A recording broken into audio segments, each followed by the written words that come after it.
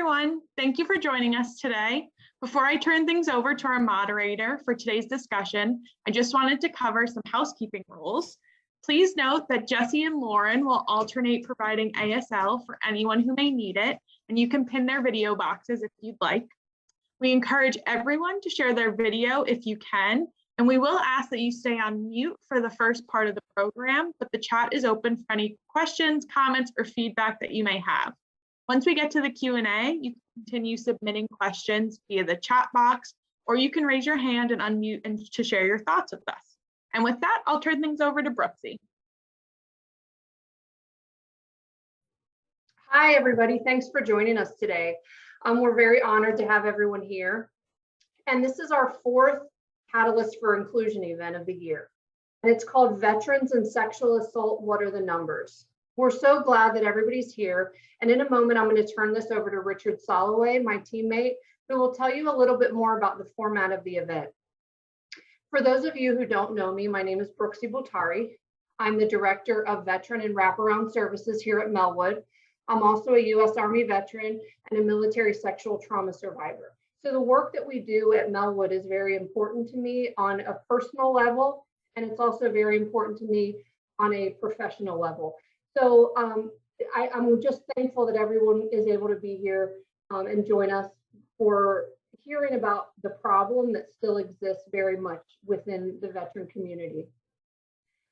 At Melwood, with the help of our dedicated and talented staff, I oversee the programs that are at our rec center. So not only do I cover veteran services, but I also cover any of the recreational services that happen at the Melwood Recreation Center, which includes summer camp for children.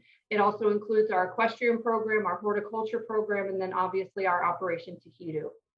So let me tell you a little bit about the history of Melwood. Melwood was founded in 1963 when there was a small group of parents and community supporters who decided to teach plant care to young adults with disabilities who were considered by most to be untrainable and unemployable. So from that history, Melwood has become an Ability One nonprofit agency with more than 1,600 employees and nearly 1,000 of whom have disabilities. Melwood also works with about 250 private employers to serve over 2,500 people with disabilities across the Washington, D.C. area. Melwood serves adults and children with disability, a majority of who live in Prince George's County, through training and job placement, day services, inclusive summer camp, healing retreats for injured veterans, as well as direct employment through our more than 60 federal contracts in the greater Washington, D.C. area. Now that you know a little bit more about Melwood, I would like to introduce you to Richard Soloway, Melwood's Donor Development and Membership Marketing Manager, and he will tell you a little bit more about the format of our event today. Richard? Thank you, Brooksy, and welcome everyone. So good to see new and returning faces, and good to meet you, or welcome back. We had a great event last month about what has been happening to veterans during COVID-19, and I know that some of the people who attended that are with us again today.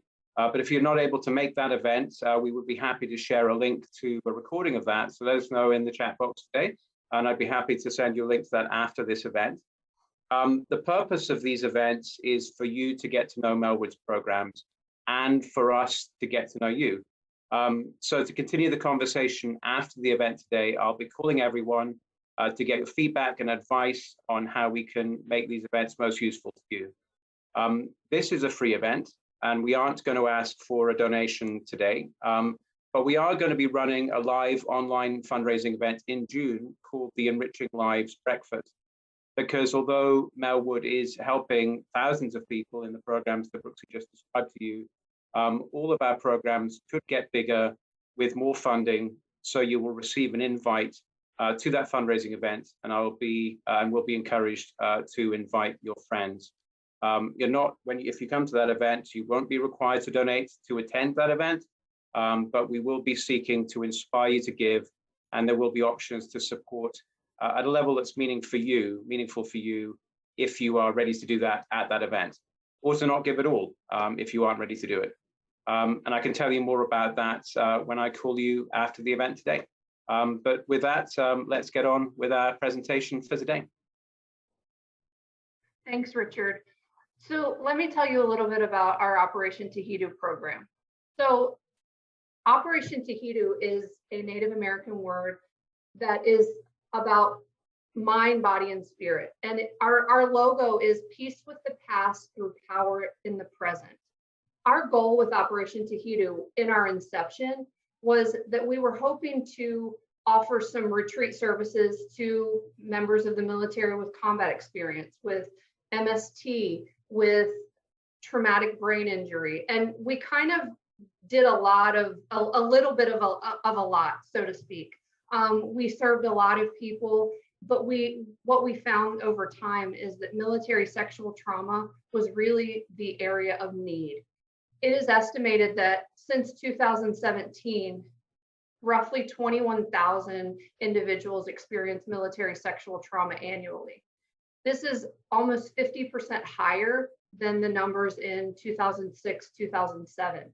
So this is not a problem that's going away. I think one question could be, is it that more people are reporting? And I don't think we have any statistics to know that or not. So it's unclear if it's more people or if it's just more people reporting.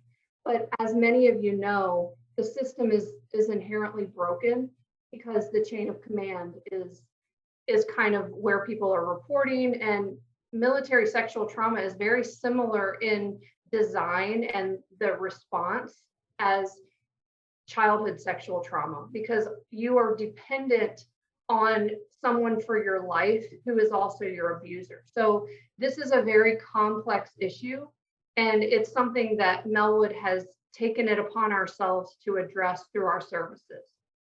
Now, moral injury is what we have come to find is oftentimes the source of a lot of the trauma and a lot of the responses to trauma that people experience. Oftentimes we hear about post-traumatic stress and we hear about treatment for post-traumatic stress. But what we found, and which is kind of a controversial thing to say, we'll hear from Dr. Lois DiNatale here in a few minutes, but I believe that post-traumatic stress is a response to the underlying issue, which is moral injury. So we'll really get into that around our discussion today, but I want you to understand that Operation Tohidu has taken a new shape after COVID-19. When we started, we used to be an on-site 5-day experiential learning program. When COVID-19 happened, we obviously couldn't serve anybody. We couldn't serve anyone through our programming. So we developed a virtual program, and I know that there's several of you on here today who participated in our virtual program. And it's a 7-week program that is designed to cover a range of topics that we believe is kind of the highlights of what people experience as they're dealing with military sexual trauma. And moral injury is one of the kind of overarching themes of our programming. Now that COVID-19 is hopefully kind of giving us our lives back and things are kind of moving on from that, we plan to start launching what we're calling our hybrid Operation Tohidu program. Similarly to hybrid school programs, we are going to be offering the option of having a virtual 3-week program. We're going to have a live 4-day event in the middle of those 3 weeks, and then we'll follow up with 3 more weeks of virtual programming. Our goal is to continue to build the dynamic that we've found very successful through our virtual programming. And it's also going to give us an opportunity to bring people live, because there's nothing as impactful as being live with the group of people that you're working through trauma with. So we also know how important that building of community and that peer support is. So this is where we're headed with our current programming. And today I would like to introduce Dr. Lois DiNatale, who is here with us to talk about moral injury, which I briefly mentioned. Dr. DiNatale is a cultural psychologist whose research focuses on moral injury. It's my pleasure to be joined by her today as we discuss the prevalence of military sexual trauma, moral injury, and the solution to treatment around all of this. Dr. D, thanks so much for joining us today. Let's get started.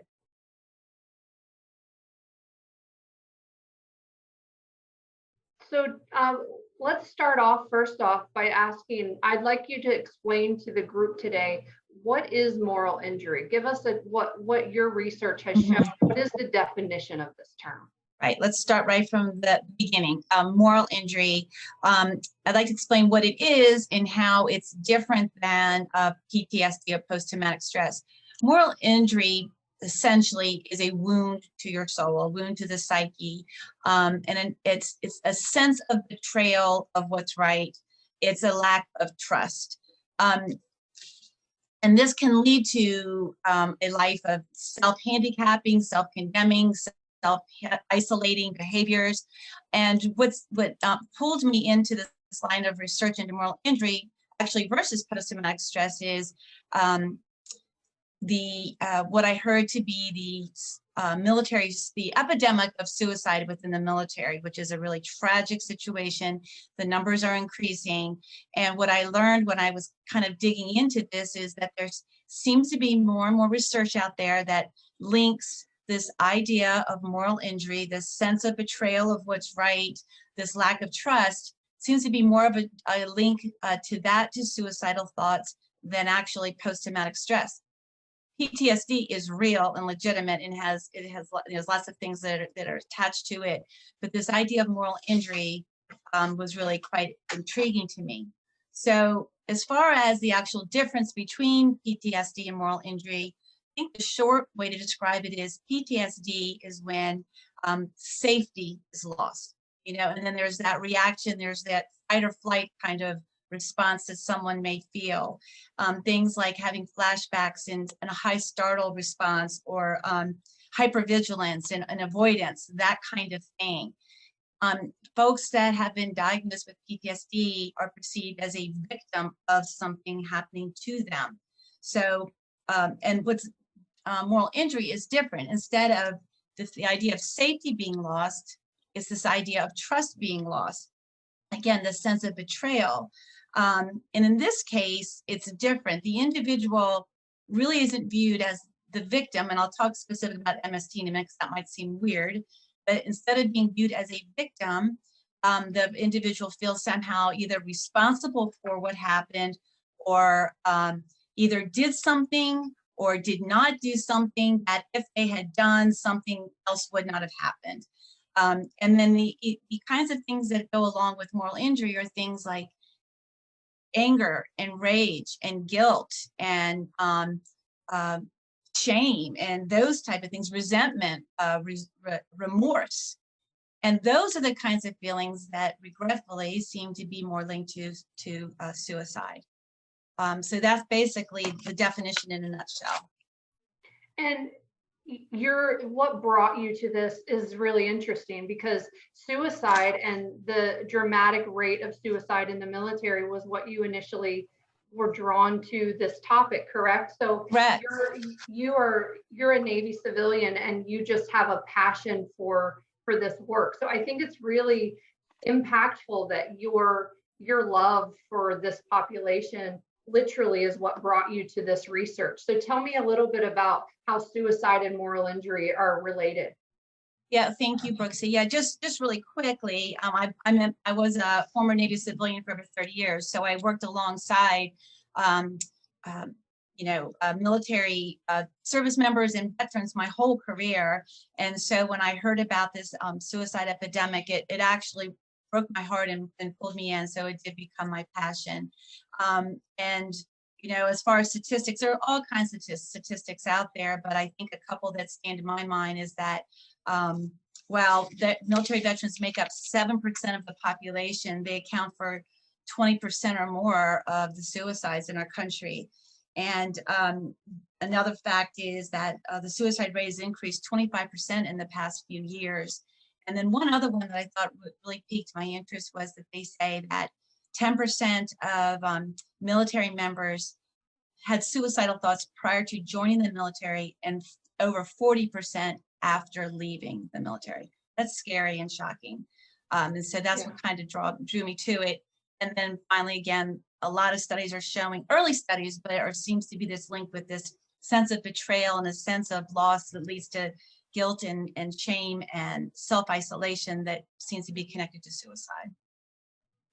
And one of the things that I've found to be important with moral injury is, and you and I have talked many times, Dr. D, but I found that moral injury, its kind of inception was within the chaplaincy. So there was this idea among a lot of individuals that moral injury doesn't apply to me because I'm not a religious person.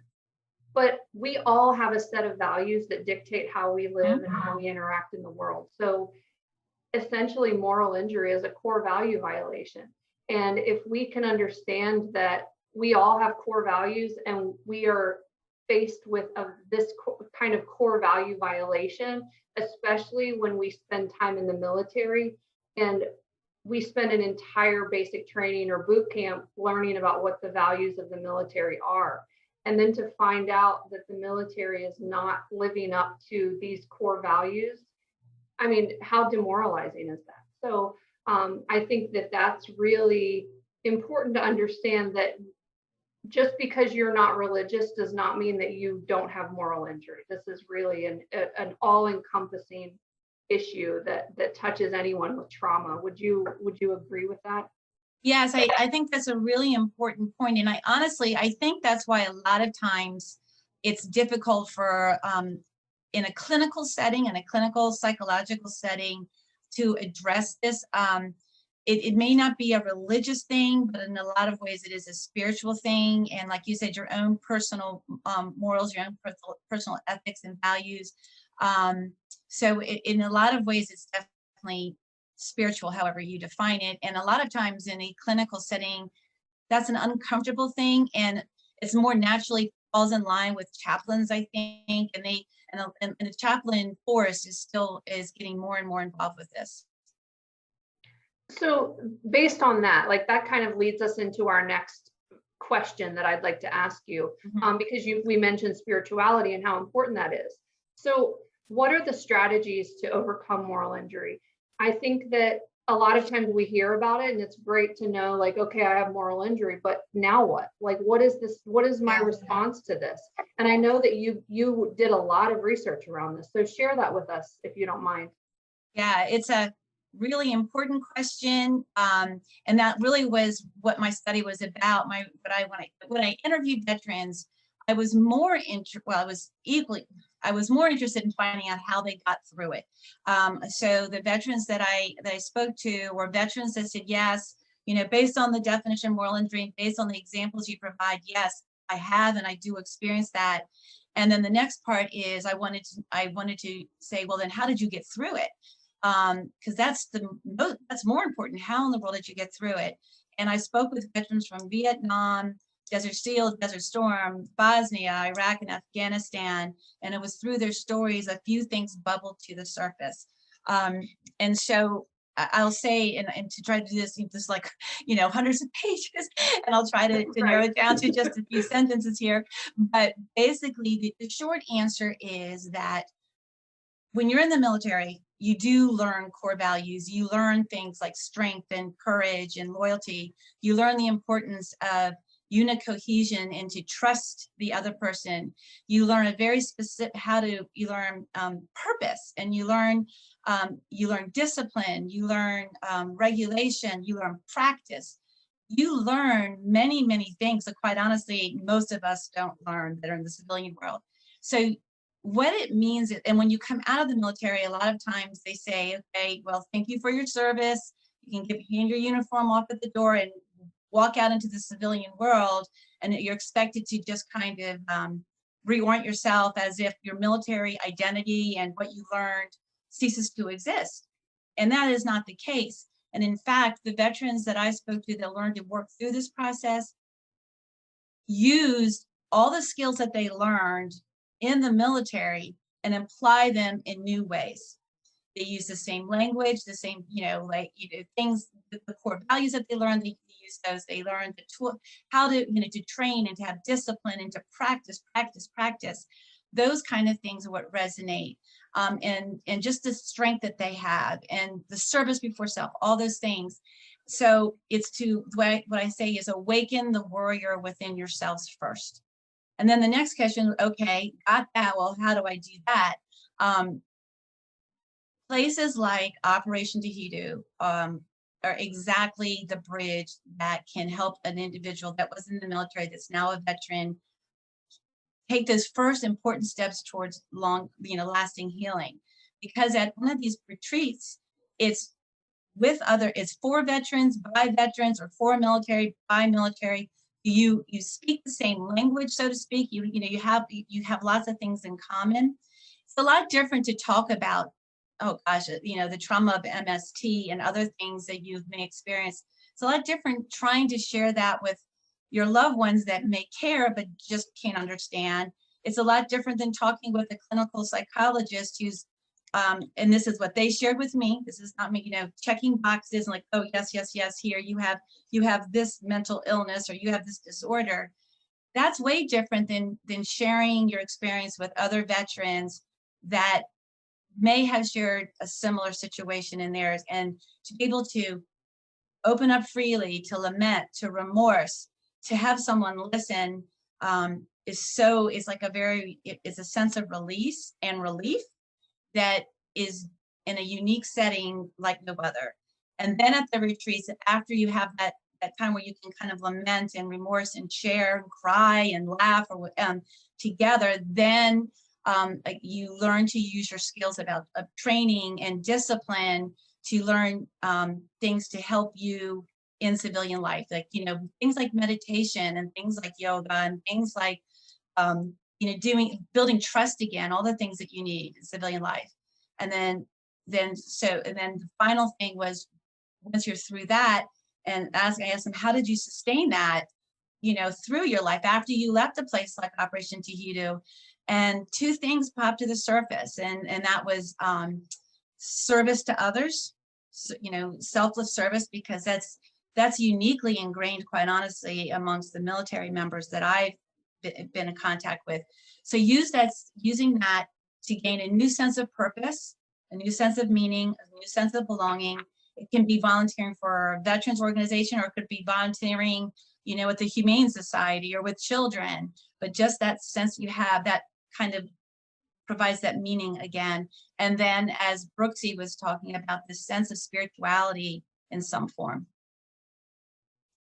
So and I think it's really important about the Awaken the Warrior Within, and being able to be with people who you can feel with, because I always use the little expression, you have to feel it to heal it.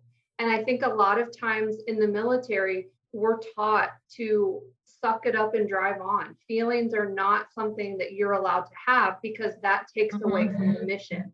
But if I'm experiencing something that is a core value violation, and I'm not allowed to feel that, that stunts any healing or any growth that I'm allowed to have. So I think it's really important to emphasize that retreat programs like Operation Tohidu, like Project Odyssey through the Wounded Warrior Project, like many other organizations, they're there to allow you to be normal in a lot of ways, and to be able to talk about things that you can't even discuss with your spouse. And I know you did a lot of research around combat kind of trauma, but how can you mentioned at the beginning that you would kind of tie that back in with military sexual trauma, and how that victim piece, how that can be kind of touchy. So can you explain that a little bit? Because I think there is this sense of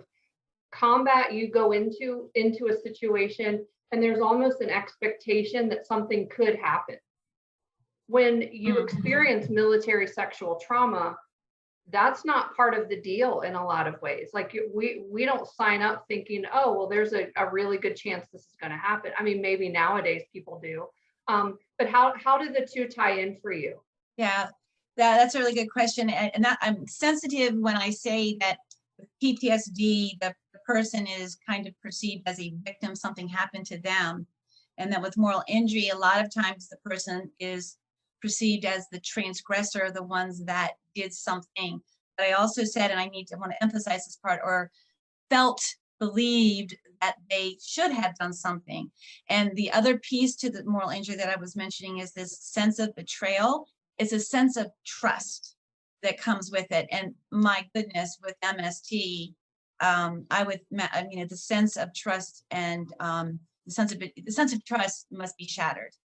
And it can be a trust that's shattered at an individual level or an institutional level. It's a sense of betrayal by the military. It's a sense of betrayal by the chain of command. It's on many levels. And so I think that tragically, MST takes it to a whole different, deeper and painful level. And I hear so many people, this is a really common theme, is I did everything I was supposed to do and it still happened. Right. And I think that's, if your moral compass is, if I follow the rules, everything's going to work out, and you do and it doesn't, that becomes very demoralizing. And I've heard a lot of people question their faith around things like that. Mm-hmm. Like I was doing what was right, and why would this happen to me? So this is a really deep, complex challenge. And I think getting to the core of this is really the core and the root of what we need to be focusing on. Because like we've said, PTSD, we all know what it is to be afraid and to kind of be in that fight, flight, freeze, hide kind of space. Right. But moral injury is that deep thing that doesn't feel like it goes away. Right. And just one more thing on that, Brooksy, absolutely, the one thing that I did, the other thing I learned is that it's so important to get to and identify and express the root cause. When lots of times individuals go through life in the civilian world, getting treated for the symptoms, the feelings of anxiety or depression or anger, and a lot of times it's through medication. And that might be okay for a short term, but unless or until you uncover the root cause of the pain, the truth of the matter is you'll never permanently heal. And it's just numbing what's still there. And right, that 100%. So I'm going to go ahead and open it up for questions, because it's a unusual opportunity that people have the opportunity to speak to someone with your background. So I would like to open it up for questions. And I know that there's some coming in the chat. So Kristen, would you like to manage that, or how are we going to do this? Sure. Yeah. So first of all, thank you both very much. And thank you everyone for all your questions and comments so far. We'll work our way through some of the email and chat questions, but then you should also have the option at the bottom of your screen where it says reactions to raise your hand if you would like to share aloud with us. But I'll start off with one.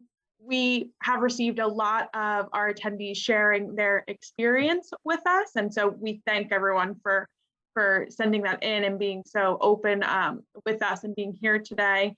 So I think for Brooksy and Dr. DiNatale, to the extent that a common question we had were around some of the statistics and specifics when it comes to MST within the military, but then to a larger extent, perhaps what the record or the culture around accountability is when it comes to folks reporting MST to their superiors or as far up as the Department of Defense, if you can comment on that. So I think that's the problem, right? The reporting and the way the system is set up is not designed up until now to really be in favor of the person who is reporting the trauma. So as of now, there's been a lot of retribution. There's been a lot of victim blaming. There's been a lot of, if you report an incident, you are the one that gets moved to a different unit or a different department. And then you show up in that unit or that department and they know why you're there. So this is a really complex thing. I think there's some recent legislation that actually, was it this week or last week, that was specific to the chain of command and how they would begin to remove commanders from the decision making or the investigation. So I think things are maybe starting to shift, but that's inherently the problem, is that it's like I mentioned at the beginning, it's similar to childhood sexual abuse. if you are within a family unit and you report something to someone who is more disposed to cover that up rather than to have to face the reality of what's happening, it often puts the victim in a very vulnerable position. Dr. D, do you want to comment to that as well? No, you well said. Okay. Excellent, thank you. So one of the next questions we have, and I think you both started to touch on it, but I just don't want to glance over it. Someone said that they have found that sharing their experience isn't enough in the healing process. What is it that could possibly be missing? Want to go, Brooks? Do you want me to? Please go. It's sharing's the beginning. You're right. Sharing is really important, and sharing with someone that's empathetic and is very important. But it is only the first step. I think that what's the critical next step is to, Brooksy touched on it, when you're in the military, you all know this, right? You're trained to behave in a specific way, to react to something. You're trained not to think or feel, right? And or too much, because if you start really thinking about what you're doing, or feeling or having emotion about what you're doing, you could quite honestly could get yourself killed or could get your buddy killed. So a lot of what healing from moral injury and MST in particular is after sharing is learning ways to reconnect yourself with the thinking and the feeling with the acting. And they do a lot of those type of things. There's lots of, maybe Brooksy, you could talk to some of the things that you do at Operation Tohidu to help them with that. So a lot of the things that we do are related to uncovering what's happening. So if we are to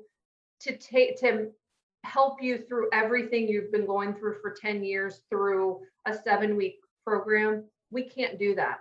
But what we do is we like to introduce you to new ideas, new concepts, new way of looking at and thinking about things, to connect you with a community that maybe you, because isolation, I mean, if veterans do anything well, it's isolate. That is like, and we say, I mean, COVID-19 was a veteran's favorite event because what it meant is I don't have to go anywhere and nobody's expecting me to go anywhere. So this is inherent to the military culture, is kind of after you've gone through something, you isolate.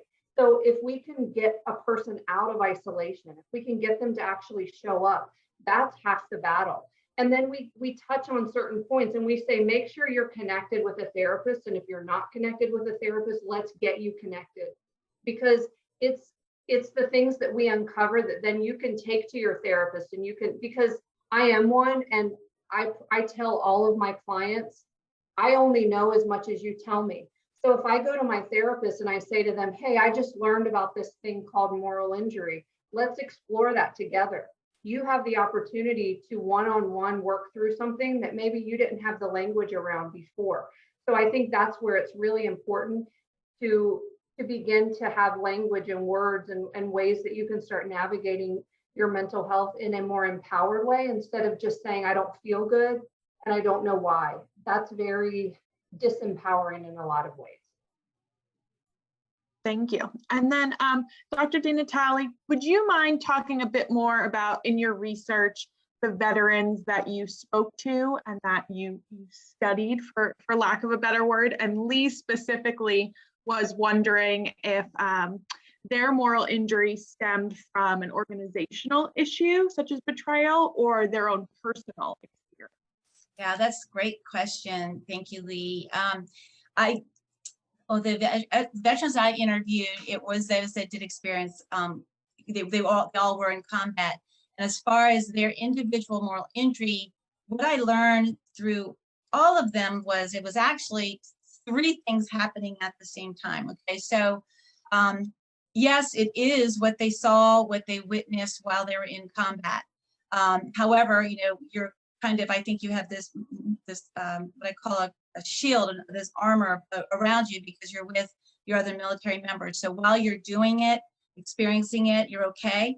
So what happens is when you become a civilian, first of all, you have time, and like you said, Brooksy, with COVID, even more time, sadly, I think, time to kind of start thinking about what you did or didn't do, and thinking about it in a different way, and like, oh my gosh, wow, I can't believe I did that, or I saw that, and start thinking about your buddies that may have been lost, which is a horrible thing to have to think about. So that's one thing.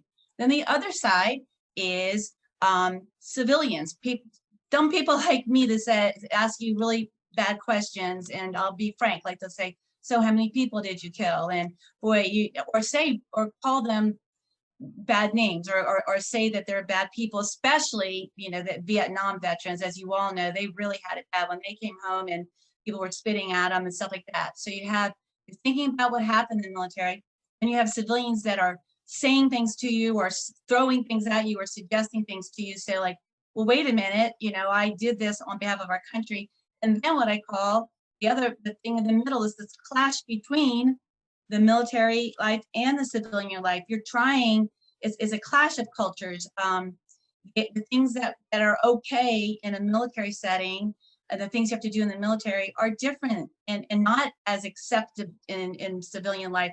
So that's this clash that's going on inside of you, and trying to reconcile that former life and your life as a father, a brother, a wife, a sister, a friend. It's a clash. So it's not just, I saw this in combat. It's, I saw this in combat. It's way different than what I see in civilian life. It's a clash between the two, and it's very disorienting. And so I believe that's really what moral injury is. Thank you. And we did get a follow-up question, and I'm sorry to put you on the spot, but folks are wondering if you could share maybe some of the high-level demographics of your research for the veterans. Well, what I did, and again, this was a highly qualitative study, which is different than a quantitative study. And in a quantitative study, you can interview, you could do a survey and interview hundreds of people and say on a scale of 1 to 10, something. So mine was, and so I interviewed, it was less than 20 military veterans. However, we had very long, in-depth interviews. They were all men, and that was by design as well. What I learned going through this process is you have to be very, very specific with who you interview and explain why to these review boards. And I felt at the time that the female population in the military was a small minority, and it still is, relatively speaking, to how many veterans there are out there, and that their situations were very unique and specific, and that they needed a study. I think female veterans deserve a study of their own. I'd love to do it. But so the men that mine were all men, and they were ranged in age from 30 to 72 years old. And as I said, from Vietnam War up through Iran and Iraq and Afghanistan. Thank you. And then Brooksi, I'd like to turn this one over to you first. So we are obviously talking a lot about veterans, but we do have some folks joining us who are still active duty and are still serving in the military. So they were wondering if you could talk about the impact that military sexual trauma can have on your experience while you are still serving, and how you can best cope with that to the extent you can talk about that, but then also to touch on what impact it may have as you return to civilian life. So, like I mentioned, the system is inherently broken, and I wish that there was a quick and dirty answer that I could give about how to manage that. But we are with Melwood Veteran Services, the Wounded Warrior Project, any of these organizations. There's others, but those, I know us, and Wounded Warrior Project is a large organization that serves everyone across the country. You're able to participate even in active duty. So just because you're active duty does not mean that you can't participate in services that are for people who are struggling with trauma. That's number one. Number two, there's a lot of organizations that exist that will provide therapy services outside of the military. I think that's something that a lot of people don't want to do, is they think, if I'm going to receive help from within the military while I'm in the military, whether you're in a warrior transition unit or something where you're a wounded warrior while you're still active duty, there's still a reporting system, right? So I'm going to a therapist, but I also know that therapist is potentially reporting my information to someone else. But there are places like the Cohen Clinic, which is a national organization where you're able to receive therapy services at no cost. There's also the Centerstone Military Services. So there's opportunities to receive therapy on your own where you're not having to go through those kind of systems and processes. So I know that's not extremely encouraging, but there are services that, like us and other organizations that I mentioned, that will allow you to participate even if you are still active duty. Thank you. And then someone was wondering if you can repeat a snapshot of the prevalence of reported MST as a whole and across demographics, and how well served the MST population is versus perhaps more well-known veterans with PTSD. So as I mentioned, it's estimated that around 21,000 individuals a year are experiencing military sexual trauma. Again, those are reported cases. So that does not cover people who never tell their story. We have people that participate in the Operation Tohidu who say, I went 10 years and never told anybody that this happened to me. So just because we hear that there's 21,000 individuals, again, that does not by any means include everybody that is experiencing unwanted military sexual acts. And of that 21,000, it's estimated that around 8,000 of those are males. So this is a very big male problem as well. We often think about military sexual trauma as being a female issue, but we don't often hear about the number of males that are also experiencing this. And we also don't hear about, we don't give males the same respect, maybe, as for lack of a better word, for having that experience. Males are even more told to suck it up and drive on. And males are often seen in a hypersexualized way where any kind of sexual experience is a wanted sexual experience. And that's kind of, as a culture, that's how we see that. So it's a very big issue and very much not spoken about specifically to males. And females are becoming more open about it with the Me Too movement, with Vanessa Guillen, with some of the things that have happened on a national scale. So I think it's becoming, that's where that 21,000 number is coming from, is people feel more comfortable reporting things that they may not have been comfortable reporting, say, 20 years ago. Great, thank you. We have a little bit of time left, and we did make it through the questions in the chat. So I just wanted to once again, encourage anyone who has questions or would like to share to feel free to raise your hand and we can unmute, or you can put some more questions in the chat. But we do want to be respectful of your time. So just give that another second, see if we have anything. And thank you to everyone who has been putting resources into the chat as well. We will make sure that we send those around to you following the event. So if there is nothing else, Brooks, oh, sorry, Carla. Yes, go ahead. Oh, sorry, you're on mute. If you wouldn't just mind unmuting yourself. There you go. Did that work? Yes. I just wanted to thank Brooksy and Travis. I don't know if he's still with you guys, but I did the 7-week Operation Tohidu online, and I didn't even know there was such a thing as moral injury. So that has really, just knowing that has helped facilitate my healing, and I couldn't get in to see a therapist until the end of May. So it's taken all this time to find someone because they're so impacted by others, especially during the COVID time. But I just wanted to thank you, Brooksy. I really appreciate what you guys did and being able to participate in that. Thank you, Carla. And it was such an honor to work with you. And I'm appreciating you speaking. Thank you so much. Thank you, Carla. And I apologize for my eyes deceiving me. But Lee also has his hand up. So Lee, if you wouldn't mind unmuting. Thank you. Thank you, Brooksy, and thank you, Dr. DiNatale. Just real quick, and some people put some suggestions in there as well, but in regards to healing, spiritual healing, that's for a generation of veterans who are not religious as maybe previous generations. I do a lot of work in moral injury research as well. I work for the VA and the vet center, and I work every day with combat veterans and MST survivors. And I get in these conversations of moral injury and spirituality and healing, and I don't know what you can see, or maybe you can share from your research in regards to having that conversation with someone who isn't, kind of classical Christian or something like that. So I don't know if you had any thoughts on that from your research. Thank you. That's awesome, Lee. I didn't know. I'd like to talk with you more offline, maybe about your work. As far as trying to speak to someone who may not consider themselves religious, you mean how you would go about that?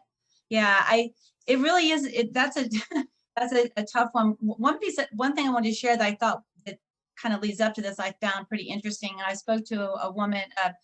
She was a commanding officer. She was a captain in the Navy, and then she was also a doctor. She said this idea of moral injury and religion and veterans really shifted in the early 1980s. And I thought this was pretty insightful. She said up until that point, if you had a problem, if you had a concern, you can tell me if this is different in y'all's experience, but they said, go see the chaplain. Then it started to transition over, go see the doctor. And so I think there was kind of a fundamental shift, which I find interesting. And then Lee, as far as, could be true, I don't know. I thought that was interesting. But as far as the individual, I think, as Brooksi pointed out, individuals may or may not be religious or even think that they're spiritual, but you can certainly talk to their core values, their core beliefs, their core, moral code. And I think kind of start from there and see where it takes you. And I would agree. That's because I'm not religious, but I grew up religious, so I get both sides of the coin. And I think that the way I address it through our Operation Tohidu is I have people to figure out what are your core values, what are the core values that are dictating your life, and that has nothing to do with religion. Because if I believe that integrity is an important core value, I don't have to go to church to believe that. I just am walking through life expecting the people around me to have a core value of integrity. And so if you can hone in on that with them, Lee, I think that's really effective, because everybody has core values and everybody is finding that the reason I feel so, and that's why moral injury is so specific, because it's not all encompassing. PTSD, you're angry, you're depressed, you're anxious. Like there's some really high level symptoms that you have to have that cover everybody that has a post-traumatic stress diagnosis. Moral injury is specific to me and my core value system. And I think that's why it's a little trickier, but it also it can be a very specific treatment plan as you're working with individuals. I agree. Thank you. It's kind of my mindset and how I've been approaching it. So I appreciate your feedback. Thank you. Excellent. Thank you very much. Michael, you have your hand up. You are next, and then we'll hand it over to Veronica. So feel free to unmute yourself. Okay, thanks. Can you hear me? Great. So 3 quick points. First, I thank everybody for this opportunity, because 3 days ago, Brooksi and I were emailing, and it's the first time I've came upon this as an outlet, and I really need it. So the second part is the institutional letdown, or the institutional paradox. There's just irony, because as I was explaining to Max in the chat, 27-year vet, deployments, et cetera, the typical story. Now as a Department of Defense civilian, I experienced this military, the MST piece and the MI. So, but I had no idea about it. So when I saw that, I said, that's it, bingo. So after 30 plus years between in uniform and as a civilian, going through all the sharp classes, going through talking to the SARC people, doing your annual training, yada, yada, yada, and being a leader in the military, I've experienced the MST, and now I just I say to myself, system, the system is broken, just as Brooksi mentioned. And so it's just more of a comment. But the third part is, the coping mechanism, how to deal with this, because I'm still in it. I'm still in the system, and outreach capabilities with through the VA. I live in a small town in Hawaii, and trying to find a therapist is like extremely difficult. So I'm on my 4th attempt. Hopefully I'll get a phone call today, but just to reach out. We don't have a chaplain. And my experience with chaplains has been a mixed bag of tricks. But yeah, I will tell you, and I'll close with this. The best thing for me over the past 18 months, 2 individuals, and they sat and just listened to me. And I was able to say whatever the heck I wanted.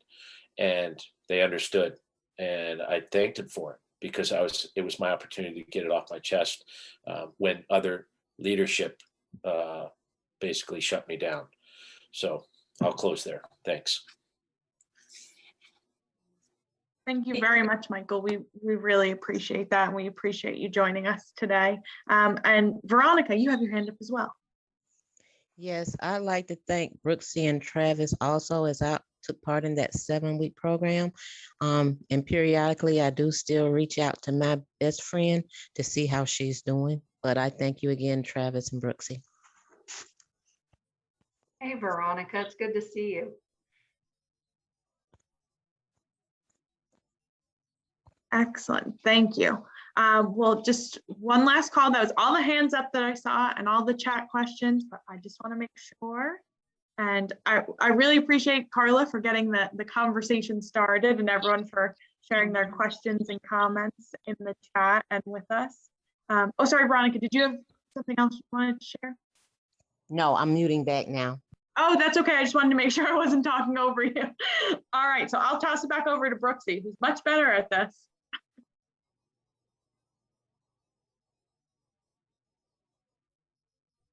Sorry, I couldn't find my mute button. So thank you for everything, for everybody for being here. It's really wonderful to see everybody show up, people that we know, new people. And this is an ongoing conversation, right? This is not we're all going to hang up today and everybody feels like they're healed. This is an ongoing conversation. If you are eligible in any way, which means you served in the military, and you report that you have military sexual trauma, reach out to me, because we would love to have you participate in our Operation Tohidu program. This is something that we are going to be doing around the clock for the rest of the year.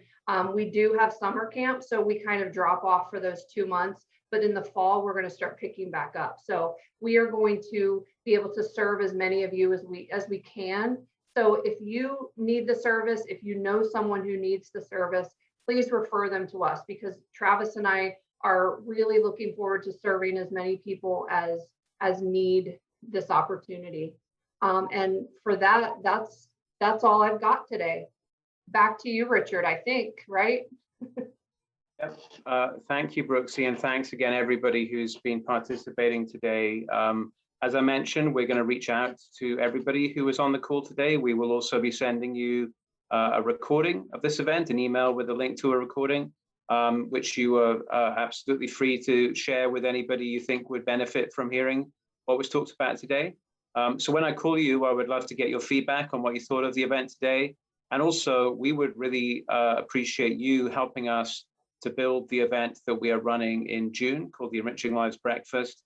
The programs that you were hearing us talking about today obviously helped several of the people who were on our call today, but there are many others that we have not reached yet, and we need more funding in order to be able to do that. And that's why we are running the fundraising event in June. So you will be invited to that. It's a no pressure fundraiser, but we will be seeking to inspire you and asking you to help bring other people who would consider supporting us as well. So I'll tell you more about that when I call you. But other than that, thank you so much for joining today.